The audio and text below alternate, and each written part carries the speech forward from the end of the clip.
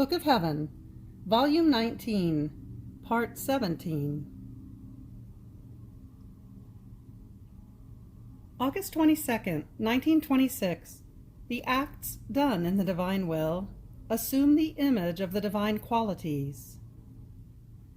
What privation of God means, and how the sovereign queen suffered this privation.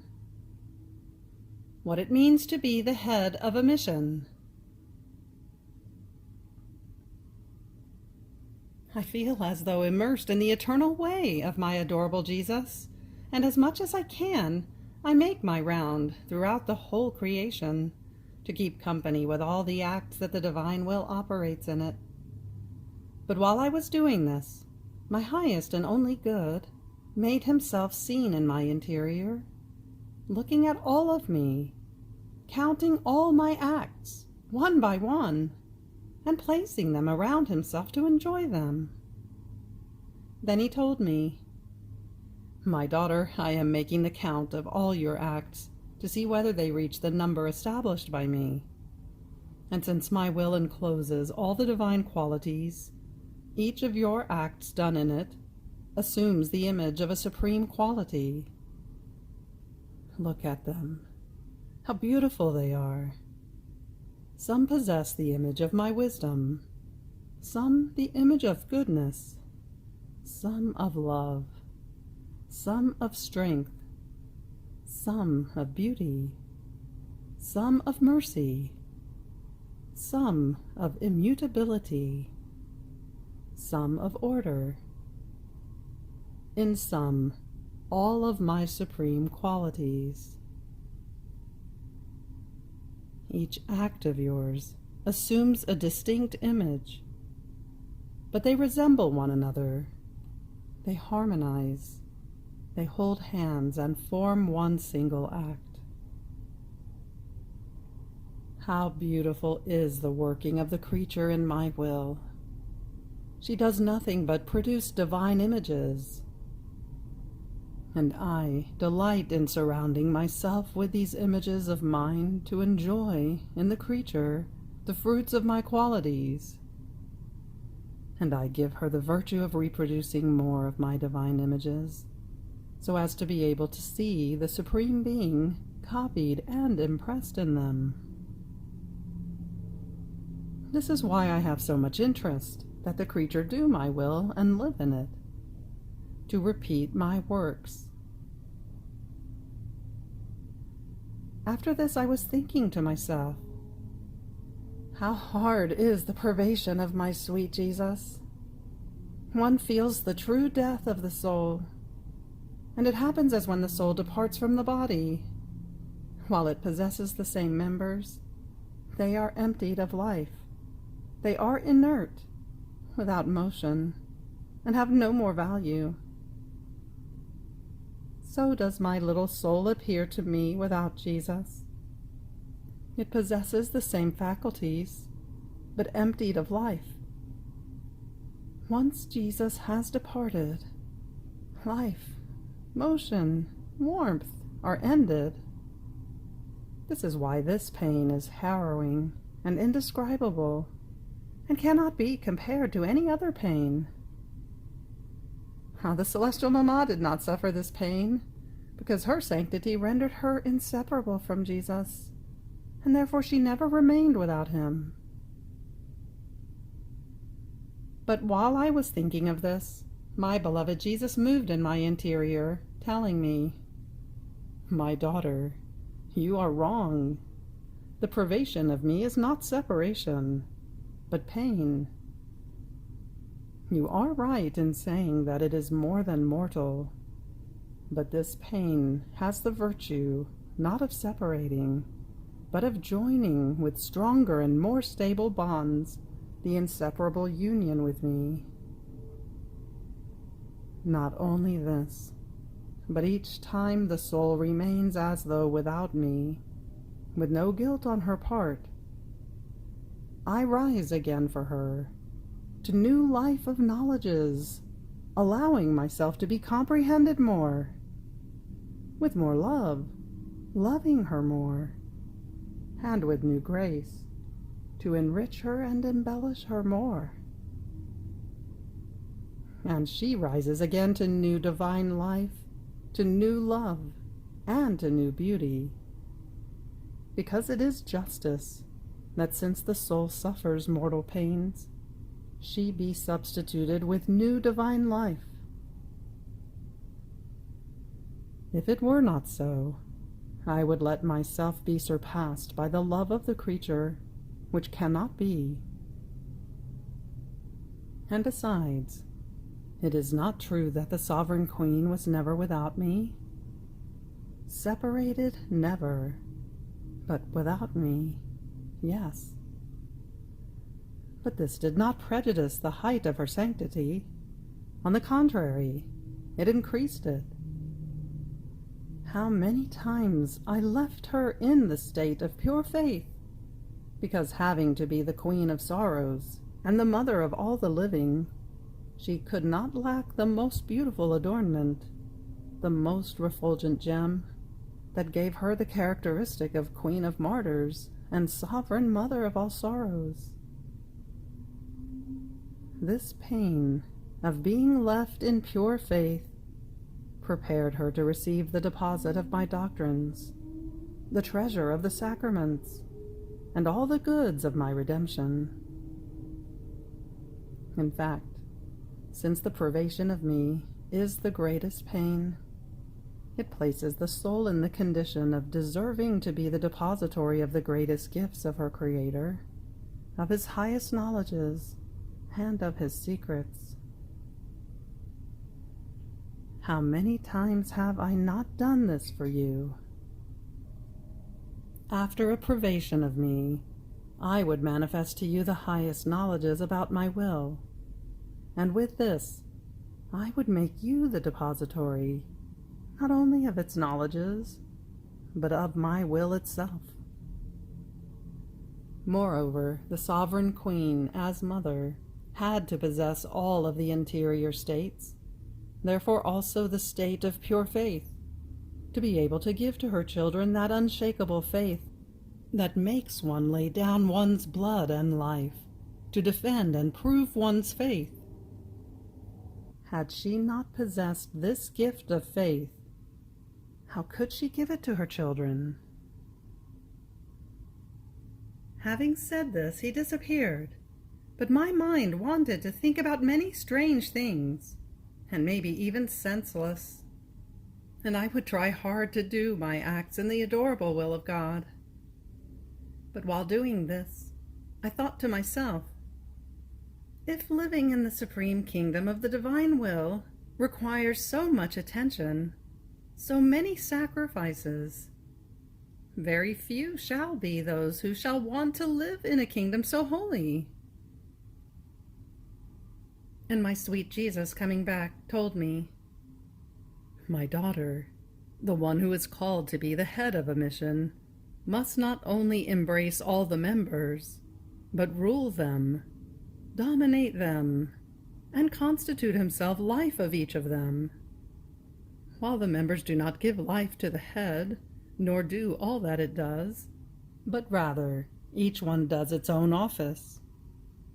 So the one who is called to be the head of a mission, embracing all that is needed in order to be able to carry out the task entrusted to him, suffering more than anyone, and loving everyone, prepares the food, the life, the lessons, the offices, according to the capacity of those who want to follow his mission. That which is necessary for you, who must form the tree with all the fullness of its branches and the multiplicity of its fruits, shall not be necessary for one who must only be branch or fruit. Their task shall be to remain incorporated in the tree, in order to receive the vital humors it contains. That is, to let themselves be dominated by my will, never giving life to their volition in anything, either internal or external. To know my will, and to receive it as their own life, so as to let it carry out its divine life. In sum, to let it reign and dominate as queen. So, my daughter, the one who must be the head needs to suffer, to work, and to do himself alone everything that all others together shall do. This is what I did. Because I was the head of redemption, I can say that I did everything for love of all, to give them life, and to place them all in safety.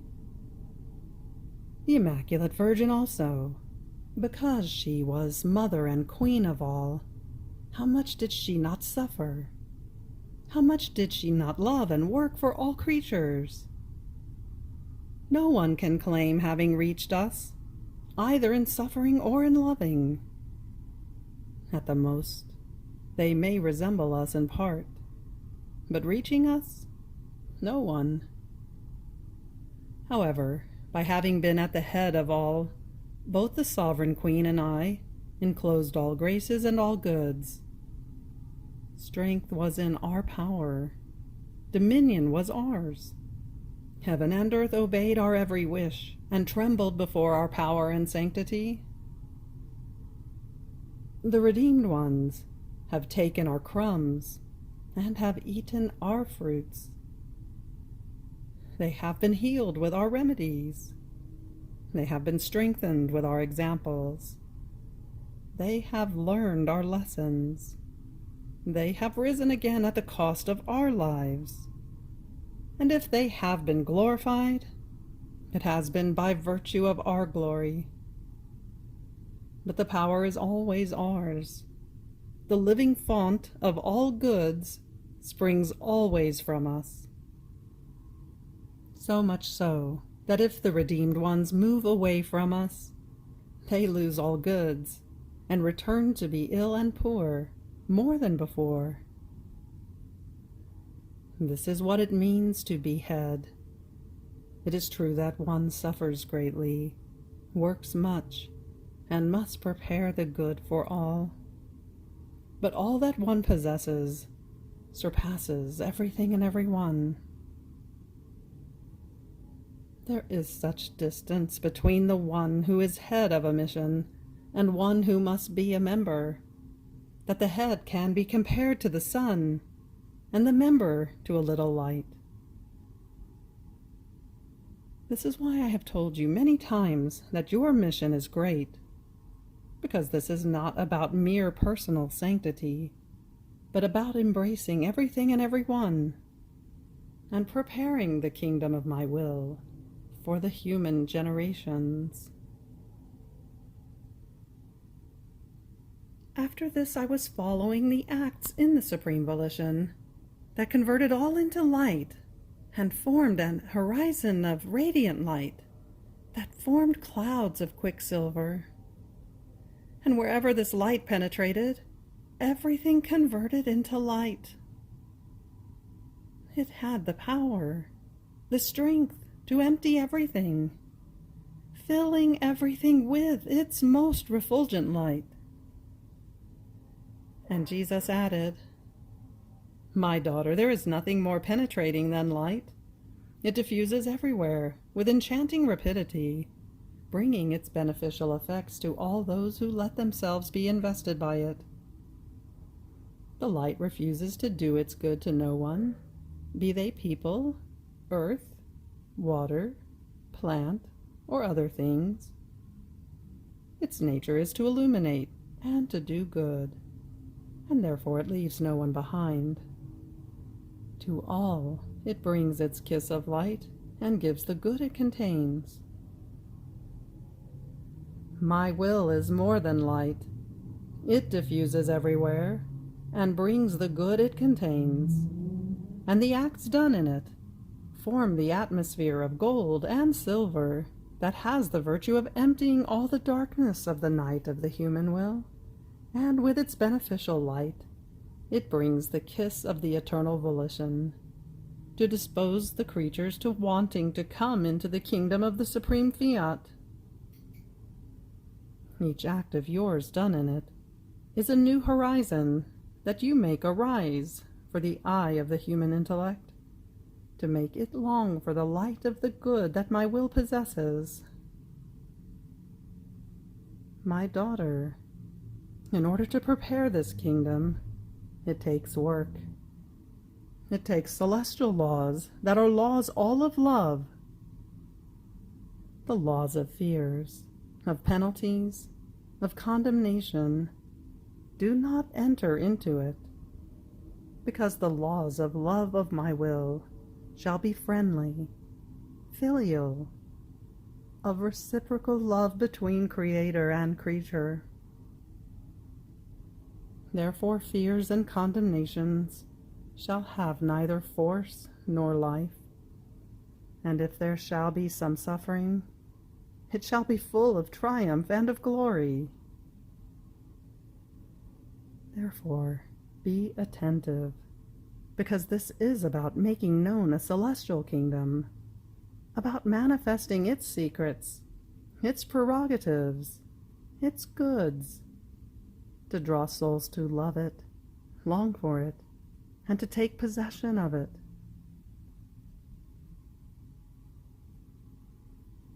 August 25th, 1926. The divine will makes of the whole life of our Lord one single act in his interior.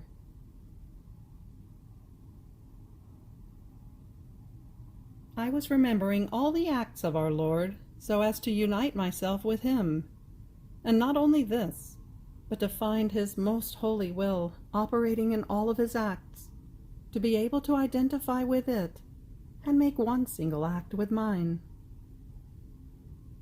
So I would have wanted to be conceived with Jesus, be born with Jesus, moan, cry, suffer, pray, shed my blood together with his, and die together with Jesus.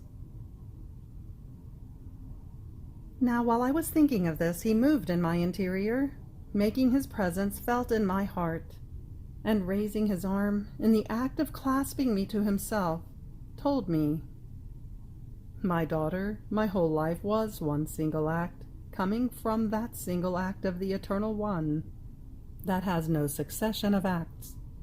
And if in my humanity externally one could see the gradual succession of my acts, that is, being conceived, being born, growing, operating, walking, suffering, dying, in the interior of my humanity, my divinity, the eternal Word, united to my soul, formed one single act of my whole life. Therefore, the succession of the external acts that could be seen in it was the outpouring of the single act that, overflowing outside, formed the succession of my external life. But in my interior, as I was conceived, at the same time I was also born. I cried, I moaned, I walked, I operated, I spoke, I preached the gospel, I instituted the sacraments, I suffered and was crucified. Therefore, all that could be seen on the outside of my humanity, little by little, step by step, inside of it was one single act, long and continuous, and that still continues. So as I was conceived, coming from the single act of the Eternal One, I remained always as being conceived, always as being born, always moaning and crying. In sum, everything I did remained in act, and as continuous act, because everything that comes from God and remains in God undergoes no mutations, nor increase, nor diminution. Once the act is done, it remains, with the fullness of life that never ends, and can give life to all, as much as they want of it. So my will maintained, and does maintain, everything in act, my whole life, just as it maintains the life of the sun in act, without allowing it to decrease or increase in its light, in its heat, and in its effects. Just as it preserves the expanse of the heavens with all the stars, without ever shrinking or dispersing even one star, and so with many other things created by me. In the same way, my supreme will maintains the life of all the acts of my humanity, without dispersing even one breath. Now, wherever it reigns, this will of mine does not know how to do separated acts. Its nature is one single act, multiple in its effects, but always one in its act. Therefore it calls the soul who lets herself be dominated by it to union with its single act, that she may find all the goods, all the effects that only the single act of a God can possess. Therefore, may your attention be to remain united to that single act of the Eternal One, if you want to find the whole creation and the whole redemption in act. And in that single act, you shall find the length of my pains, of my steps, my continuous crucifixion. You shall find everything. My will disperses nothing, and in it you shall be identified with my acts, and shall take the fruit of my whole life. If it were not so, there would not be a great difference between my operating and that of my saints. On the other hand, since my operating is one single act, between mine and theirs there is the difference that passes between the sun and a tiny little flame, between the great sea and a drop of water, between the vastness of the heavens and a little hole. Only the power of my one act has the power to give itself to all and to embrace everything. And while it gives itself, it never loses anything. August 27th, 1926. Jesus gives the title to the book about his will. As I was in my usual state, my always lovable Jesus made me see the Reverend Father, who must occupy himself with the printing of the writings on the adorable will of God. And Jesus, placing himself near him, said to him, "My son, the title you shall give to the book you shall print about my will is this: The Kingdom of my Divine Will in the Midst of Creatures, Book of Heaven, the Call of the Creature to the order, the place, and the purpose for which he was created by God." See, I want the title also to correspond to the great work of my will. I want the creature to comprehend that his place, assigned to him by God, is in my will, and until he enters into it, he shall be without place, without order, without purpose. He shall be an intruder in the creation, with no right at all, and therefore he shall go wandering without peace, without inheritance.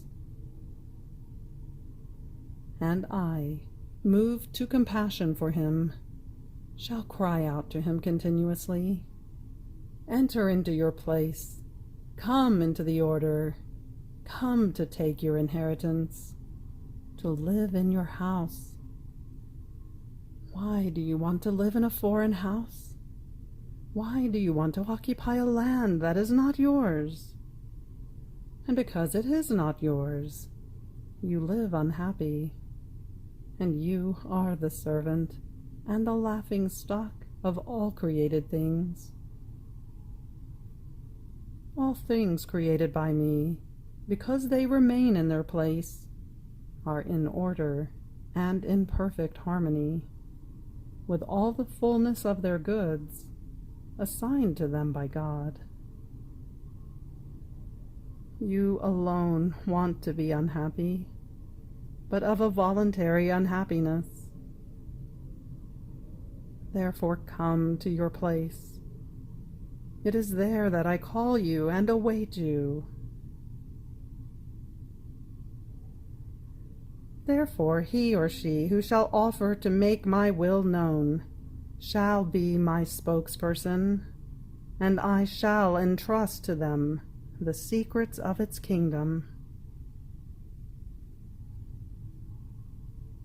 Then after this he showed the whole creation, how all created things remain in their place, wanted by God, and therefore in perfect order and in perfect harmony among themselves.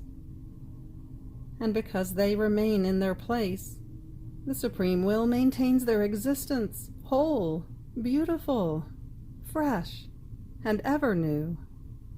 And order brings communal happiness and universal strength to all. What enchantment to see the order, the harmony of all creation.